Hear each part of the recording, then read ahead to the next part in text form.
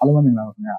ဒီနေ့မြောက်ပေးသွားမယ့်အကြောင်းကတော့အိန္ဒိယနိုင်ငံမဏိပူရပြည်နယ်ပါလီမန်လွှတ်တော်အမတ်တစ်ယောက်ကပေါ့လေမြန်မာနိုင်ငံအတွင်းမှာရှိတဲ့ဒီကဘောဂျိုင်ဝန်းဒေသကိုမဏိပူရပြည်နယ်တွေကိုပေါ့ထည့်သွင်းဖို့အဆိုပြုနေတဲ့အပတ်သက်ပြီးတော့ကျွန်တော်ရဲ့အမြင်ကိုသုံးသပ်ပြသွားမှာဖြစ်ပါတယ်ဆိုတော့ဒါနဲ့ပတ်သက်ပြီးတော့ပြောရမယ်ဆိုလို့ရှိရင်ပေါ့လေမဏိပူရပြည်နယ်ဒီပါလီမန်လွှတ်တော်အမတ်ကပေါ့လေပါလီမန်အစည်းအဝေးမှာဒ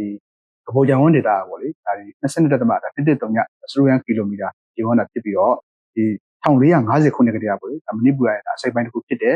မဏိပူရရဲ့အုပ်ချုပ်မှုအောက်မှာရှိခဲ့တာဖြစ်တယ်ဆိုပြီးတော့အဆိုတင်သွင်းခဲ့တာဖြစ်ပါတယ်ဆိုတော့နောက်ပြီးတော့ဒီ1834ခုနှစ်မှာဒီကဘောဂျိုင်ဝန်းဒေသပေါ့လေဘိုးလူကြီးရဲ့အရာမြန်မာနိုင်ငံကပေါ့လေမဏိပူရပြည်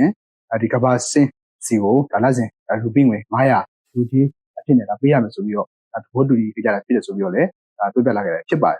ဆိုတော့ဒါမဲ့လည်းအဲ့ဒီယူကြီးကပေါ့လေ1949ခုနှစ်နောက်ပိုင်းအထိပဲဆက်လက်ပြီးတော့တည်ရှိခဲ့တာဖြစ်ပြီးတော့ဒီ1953ခုနှစ်မှာဒီအိန္ဒိယနိုင်ငံရဲ့ပထမဆုံးဝန်ကြီးချုပ်ဖြစ်ခဲ့တယ်ပေါ့လေဒီနေစုရဲ့ဒီဆုံးဖြတ်ချက်အရမြန်မာနိုင်ငံကယူကြီးပေးချင်မှုကိုရက်ဆိုင်ခဲ့တာဖြစ်ပါတယ်ဆိုတော့1953ခုနှစ်ဒီမတ်လ3ရက်နေ့မှာအိန္ဒိယနိုင်ငံရဲ့ဝန်ကြီးချုပ်ပေါ့လေပထမဆုံးဝန်ကြီးချုပ်ဒီဂျဝါဟလာနေစုကမြန်မာနိုင်ငံဝန်ကြီးချုပ်ဦးနုနဲ့အစည်းအဝေးတစ်ခုမှာဘိုဂျိုင်ဝန်းဒေသကိုမဏိပူရပြည်နယ်အစိုးရနဲ့တိုင်ပင်မှုမရှိဘဲမြန်မာနိုင်ငံကိုလက်ဆောင်အဖြစ်နဲ့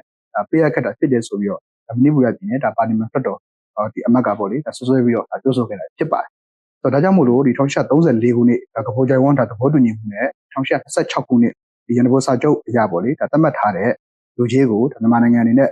ဆက်လက်ပြီးဖြစ်ဖို့ပေါ့လေဒါမှမဟုတ်ဒီလက်ရှိမြန်မာနိုင်ငံပိုင်နယ်ထဲမှာရှိနေတဲ့ဒီကဘောဂျိုင်ဝန်းဒေသကိုပြန်သိမ်းယူပြီးတော့ဒီမဏိပူရပြည်နယ်တွေကိုထည့်သွင်းဖို့အိန္ဒိယဗဟိုအစိုးရကိုတိုက်တွန်းတောင်းဆိုခဲ့တာဖြစ်တယ်ဆိုပြီးတော့လည်းပါလီမန်လွှတ်တော်အမတ်ကပြောခဲ့တာဖြစ်ပါတယ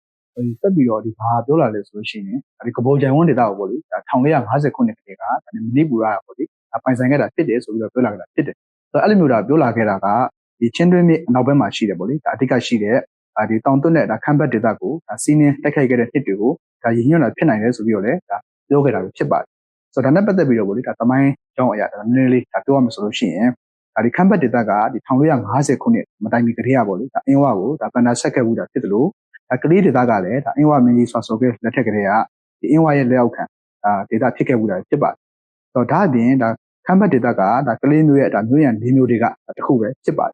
်ဆိုတော့ဒီသမိုင်းတွေကိုကြည့်မယ်ဆိုလို့ရှိရင်1380ခုနှစ်ကနေစပြီးတော့ကဘောဂျိုင်ဝန်းကိုမြန်မာမင်းဆက်ပိုင်ဆိုင်ခဲ့တာဖြစ်တဲ့အတွက်ကြောင့်မို့လို့ဒီမဏိပူရပြည်နယ်အထက်လက်တော်အမတ်ပေါ့လေဆွဆွဲပြီးတော့တင်သွင်းတဲ့အဆိုအမဟုတ်ဘူးဆိုတာကိုသိတာကိုတွေ့ရှိရမှာဖြစ်ပါတယ်ဆိုတော့နောက်တစ်ချက်ကဘာလဲဆိုတော့အင်္ဂလိပ်မြန်မာပေါ့လေပထမစစ်အတွင်းမှာမဏိပူရပြည